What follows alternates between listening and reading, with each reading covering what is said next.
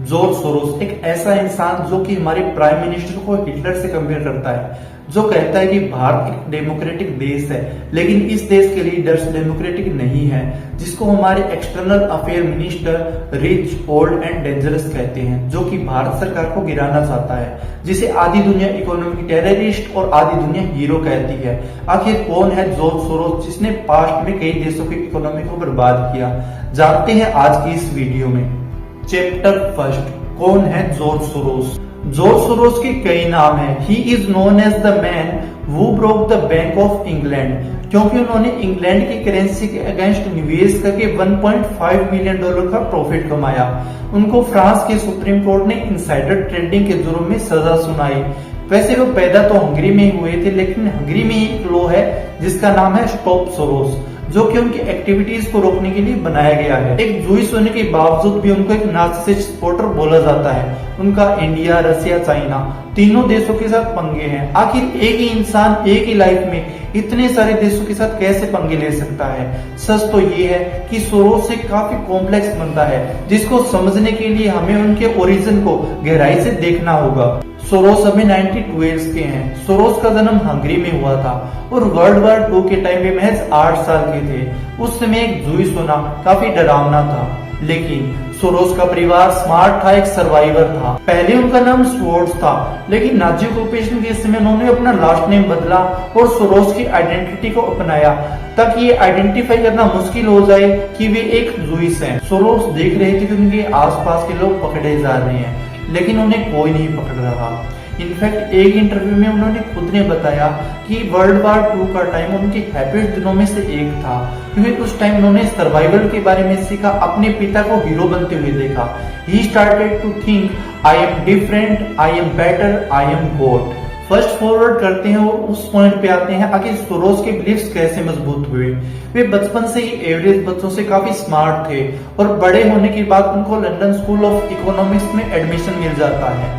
जिनको पता नहीं उनको मैं बता देता हूँ, ये वही कॉलेज है और उसी यूनिवर्सिटी से मेल खाता है जो कि प्रोटेस्ट के लिए फेमस है। यहाँ के प्रोफेसर सोशलिज्म की तरफ झुकते हैं, उनका ही इन्फ्लुएंस सोरोस पर होता है। इस कारण वे इकोनॉमिक्स के साथ साथ फिलोसफी पढ़ने लग जाते हैं। कार्ल पॉपर नाम के एक फिलोसफर का उन पर गहरा प्रभाव पड़ता है। At the same time Soros देख रहे थे कि वे काफी गरीब हैं, उनके पास खाने तक के पैसे नहीं हैं, और दूसरी तरफ इंग्लैंड में पैदा हुए लोग, उनके पास खाना है, पैसा है, रहने के लिए छत है। तो ये सारी चीजें इंग्लैंड के पास क्यों है? उनके पापों के कारण, कॉलोनाइजेशन के कारण। इंग्लैंड को कभी भी कॉलोनाइजेशन की सिचुएशन को फेस नहीं करना पड़ा। इनफैक्ट लंदन आज भी फाइनेंशियल सेंटर है। इससे सोरोस ने सीख ली कि इकोनॉमिक्स सबसे बड़ा हथियार है। अगर आपके पास पैसा है तो दुनिया भूल जाएगी कि आपने वो पैसा कैसे कमाया है। सोरोस ने पैसा कैसे कमाया? सोरोस की नेटवर्थ है $8 बिलियन और गैस करो उन्होंने डोनेट कितने किए? $32 बिलियन। मतलब यदि वो डोनेट न करते तो वो 5 टाइम्स से भी ज्यादा रिच होते। एक रिच इंसान ने दुनिया की भलाई के लिए पैसा डोनेट किया, ये तो अच्छी बात है, लेकिन ये बात इरेज नहीं हो सकती कि उन्होंने ये पैसा कमाया कैसे था। सोरोस अपनी एजुकेशन के बाद अमेरिका आ गए। अमेरिका आकर उन्होंने देखा कि अमेरिकन लोगों को अमेरिका को छोड़कर कुछ नहीं दिखता है। वर्ल्ड मार्केट के बारे में किसी को घंटा नॉलेज नहीं है। उन्होंने इस एडवांटेज का मस्त फायदा लिया और उन्होंने फॉरेन करेंसी में डील करना शुरू कर दिया। सोरोस के पास कई अनफेयर एडवांटेजेस थे। उन्होंने यूरोप में ट्रैवल किया था, उनको इंग्लिश के अलावा और भी कई भाषाएं आती थी। इसके अलावा उनके यूरोप में अच्छे कॉन्टेक्ट भी थे। इन एडवांटेजेस को उन्होंने अपनी ताकत बनाया। 1970 तक वे केवल रिच लोगों के पैसे को मैनेज किया करते थे। यूरोप में अमेरिकन पैसों को इन्वेस्ट करके उनको डबल कर रहे थे। इस टाइम तक आते आते वो इतने अमीर हो चुके थे कि वे अमेरिका में अपना घर ले सकते थे। लेकिन उनकी असली ग्रोथ उस समय शुरू हुई जब उन्होंने अपना एक फंड स्टार्ट किया, क्वांटम फंड। ये एक हेज फंड है जिसने अब तक के सारे हेज फंड के रिकॉर्ड तोड़ दिए। इसने 40 साल लगातार ऑन एंड एवरेज 20% का प्रॉफिट दिया। इसके क्लाइंट्स कौन थे? दुनिया के सबसे रिचेस्ट और सिक्रेटिव फैमिली के लोग, जैसे रोथस्चाइल्ड, वॉलरबर्ग जैसे कुछ पावरफुल परिवार, जो कि आपको फोर्ब्स की बिलियनियर लिस्ट में भी नहीं नजर आएंगे। फिर भी ये दुनिया के सबसे रिचेस्ट इंसान हैं, जो कि अपने पावर का इस्तेमाल दुनिया को कंट्रोल करने के लिए करते हैं। ये वॉरेन बफेट से भी पहले इन्वेस्टिंग स्टार बने। आखिर कैसे? केओस का इस्तेमाल करके। देशों को प्रॉफिट के लिए बर्बाद करना। फॉरेन करेंसी ट्रेडिंग मार्केट में हर दिन $5 ट्रिलियन के ट्रेड होते हैं। सोरोस यही करते, वे एक देश की करेंसी को टारगेट करते और वहां पे शॉर्ट पोजीशन ले लेते, जिससे उस देश की करेंसी जब भी डाउन होती तो वो उससे प्रॉफिट कमाते। 1990 में उन्होंने एक चाल चली जिससे उन्होंने रातों रात $1.5 बिलियन का प्रॉफिट कमाया। उन्होंने नोटिस किया कि ब्रिटिश पावर एक बेकार पोजीशन है, ब्रिटेन की इमारत ऑलरेडी डगमगा रही है, एक छोटा सा पुश और ब्रिटेन कोलैप्स हो जाएगा। उन्होंने एक छोटा सा $10 बिलियन का पुश दिया। उन्होंने इतने सालों में बहुत रेपुटेशन कमाई थी, इस कारण कोई भी इन्वेस्टर, कोई भी बैंक उनको पैसा देने को रेडी था। तो उन्होंने अपने सारे सोर्सेज से पॉन्ड्स को बोरो किया और 10 बिलियन पॉन्ड्स उन्होंने यूरोपियन मार्केट में बेच दिया। उनका इन्फ्लुएंस इतना बड़ा था कि इसी सेम स्ट्रेटेजी का यूज और भी हेज फंड ने किया और पॉन्ड्स को बेच के जर्मन मार्क्स खरीद लिया। अगले ही दिन ब्रिटिश पौंड जर्मन मार्क्स के अगेंस्ट 15% गिर जाता है। यहाँ लॉजिक सिंपल है, जब इतने सारे लोग पॉन्ड्स को बेच रहे थे और सामने कोई बायर नहीं था तो प्राइस को तो गिरना ही था। अल्टीमेटली बैंक ऑफ इंग्लैंड को ही इन पॉन्ड्स को खरीदना पड़ता है ताकि वो इस क्रैश को कम कर सके। एक बार प्राइस गिरा तो सोरोस ने सस्ते में ब्रिटिश पौंड को खरीद लिया और बैंक्स को लौटा दिया। ये डिफरेंस 15% का था और $1.5 बिलियन का इसमें लाभ कमाया। इसके बाद ब्रिटेन में कई सालों तक रिसेशन आता है और इसके साथ ही सोरोस को टाइटल मिल जाता है, the man who broke the bank of England. Same strategy का यूज सोरोस ने थाईलैंड में भी किया। 1997 तक थाईलैंड सबसे फास्टेस्ट ग्रोइंग कंट्रीज में से एक था, लेकिन वहां पे कुछ कमियां थी। वहां पे इंडस्ट्रीज ज्यादा नहीं थी, भी हेवीली ट्रेड पे रिलाई करते थे। सोरोस ने इसी कमी पर अटैक किया, इस कारण आज तक वहां की इकोनॉमी इससे रिकवर नहीं हो पाई है। जापानी येन के अगेंस्ट भी उन्होंने यही किया। चैप्टर 4 इस पैसे का इस्तेमाल। सोरोस ने एक इंटरव्यू में कहा, एक दिन उन्हें फील हुआ कि उन्हें हार्ट अटैक आ रहा है। उस समय सोरोस का सारा फोकस अपने फंड की तरफ था। वे खुद को अपने काम में इतने डुबो लेते कि दूसरे कामों की तरफ उनका ध्यान ही नहीं रहता था। उन्होंने खुद से कहा, यदि मैं ऐसे ही पैसे कमाते कमाते मर गया तो मेरी लाइफ का कोई मीनिंग ही नहीं होगा।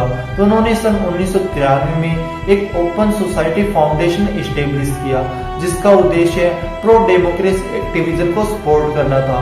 सन 2000 के बाद उन्होंने अपना ध्यान अपने फंड से हटाकर इसी फाउंडेशन की तरफ लगाना स्टार्ट कर दिया था। इसी फाउंडेशन के अलग अलग कामों के लिए उन्होंने अपनी $32 बिलियन की प्रॉपर्टी डोनेट की थी। उन्होंने आगे चलकर बराक ओबामा, हिलेरी क्लिंटन जैसे कैंडिडेट्स के कैंपेन को भी फंड किया, लेकिन 2011 के बाद उन्होंने अपना ये हेज फंड बंद कर दिया क्योंकि SEC अमेरिका की सेबी ने एक नया रूल इंट्रोड्यूस किया। इसके अनुसार अब सभी हेज फंड को अपनी सारी फाइनेंशियल डिटेल SEC के साथ शेयर करनी होगी। ये बात सोरोस को पसंद नहीं आई क्योंकि वो अपने सारे ऑपरेशन सीक्रेट रखना चाहते थे। ये बात उन लोगों के लिए बहुत अजीब है जो कि ट्रांसपेरेंसी में बिलीव करते हैं। फिर उन्होंने इन्वेस्टर का पैसा लौटा दिया और केवल खुद के ही पैसे को मैनेज करने लग गए। चैप्टर 5 सोरोस डेंजरस क्यों। हमारे एक्सटर्नल अफेयर मिनिस्टर ने सोरोस को एक डेंजरस इंसान कहा। आखिर डेंजरस क्यों? क्योंकि सोरोस जैसा इंसान फाइनेंस में अपने डिजायर्ड आउटकम तक पहुंचने के लिए किसी भी हद तक जा सकता है, तो क्या वो अपने पॉलिटिकल एम्बिशन को पूरा करने के लिए किसी भी हद तक नहीं जाएगा? जैसे उन्होंने ब्रिटेन में होने वाले क्राइसिस का इस्तेमाल ब्रिटेन की इकोनॉमी को तोड़ने में किया, थाईलैंड को डिस्ट्रॉय किया, वैसे ही क्या वे भारत में भी अपने वेरियस सोर्सेज से शॉर्ट पोजीशन लेंगे और भारत की प्रोग्रेस से नहीं बल्कि भारत के डाउनफॉल से प्रॉफिट कमाएंगे? ये सवाल काफी इंपॉर्टेंट है। इस वीडियो की स्टार्टिंग में मैंने आपसे पूछा था कि आखिर जॉर्ज सोरोस विलन है या हीरो, लेकिन इसे देखने से पहले हमें थेनोस को समझना होगा। थेनोस का एक ही ऑब्जेक्टिव है कि दुनिया में बैलेंस होना चाहिए। इस दुनिया में रिसोर्सेज बहुत लिमिटेड है लेकिन लोग बहुत ज्यादा है, इसलिए लोग जब कम होंगे तभी इस दुनिया में बैलेंस हो पाएगा। इस आइडिया को अचीव करने के लिए थेनोस किसी भी हद तक जा सकता है। वैसे कहा जाए तो क्या थेनोस का पॉइंट गलत है? बिल्कुल नहीं, लेकिन इसका क्या फायदा यदि हम डिजायर्ड आउटकम को प्राप्त करने के लिए किसी गलत रास्ते का यूज करें? सोरोस ने बचपन से ही दुनिया को ब्लैक एंड व्हाइट में देखा था। सोरोस ने देखा था कि कैसे एक डिक्टेटर दुनिया को वॉर के अंधेरे में ढकेल देता है। तो जब एक सिंगल लीडर बड़ा होने लगता है तो सोरोस डर जाता है उसने जब देखा इंग्लैंड में करप्शन और इनइक्वालिटी है तो उसने वही किया जो उसे सही लगा। उसने ढेर सारा प्रॉफिट कमाया और उस प्रॉफिट से पावर खरीदी, मीडिया खरीदा और लीडर्स खरीदे और उन्हें इन्फ्लुएंस किया। इसने सही गलत की फिलॉसफी को छोड़कर अपनी वैल्यूज को इम्पोज किया। लेकिन सच तो ये है कि भारत एक डेमोक्रेटिक देश है, था और हमेशा रहेगा। इस डेमोक्रेसी को क्वेश्चन करना इंपॉर्टेंट है, इसे सुधारना इंपॉर्टेंट है, लेकिन इस डेमोक्रेसी में बाहर से कोई इन्फ्लुएंस नहीं हो सकता। डेमोक्रेसी इस शब्द का मतलब भी यही है कि उस देश के लोग ये डिसाइड करेंगे कि क्या सही है और क्या गलत, न कि कोई बड़ा पॉलिटिकल लीडर या किसी बाहर देश में बैठा कोई इनसाइडर ट्रेडर।